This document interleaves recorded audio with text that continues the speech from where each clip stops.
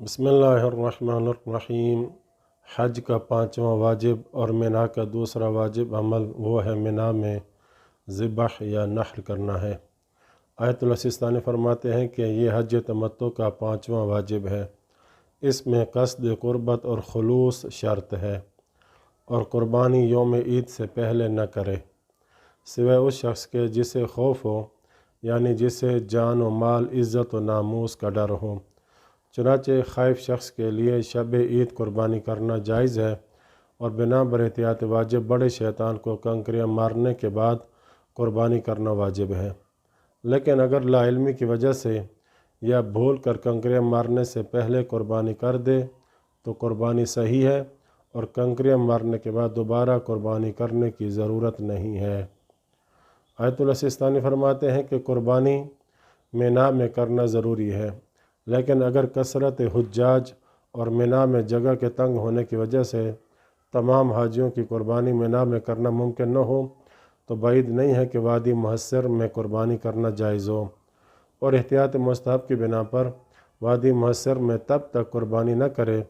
جب تک ایام تشریق یعنی 11، 12 اور 13 ذی الحج کے آخر تک منا میں قربانی پر قادر نہ ہونے کا یقین نہ ہو، یعنی جب تک منا میں قدرت کا احتمال ہو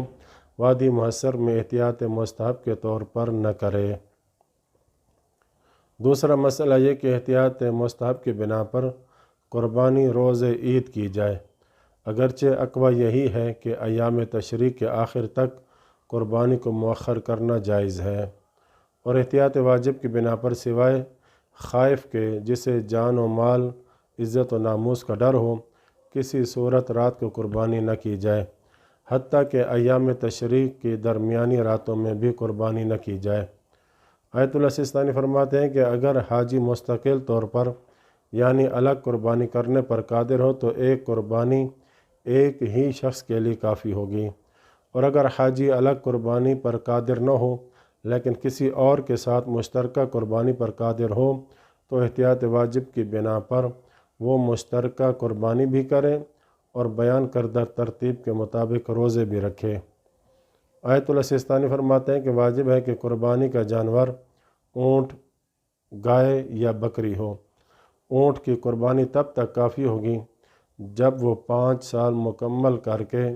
6 سال میں داخل ہو چکا ہو، جبکہ گائے اور بکری کی قربانی احتیاط واجب کی بنا پر اس وقت کافی ہوگی جب 2 سال مکمل کر کے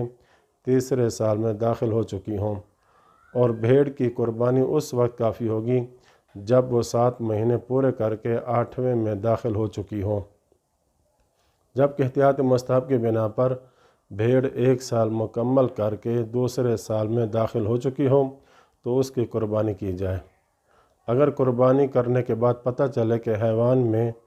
جو عمر شرط تھی وہ ابھی اس عمر کو نہیں پہنچا تھا تو جو قربانی کی گئی ہو وہ کافی نہیں ہوگی، اور دوبارہ قربانی کرنا لازم ہوگی۔ اس کے علاوہ قربانی کے جانور کے اعضاء کا صحیح سالم ہونا شرط ہے، چنانچہ کانا ہو، لنگڑا ہو،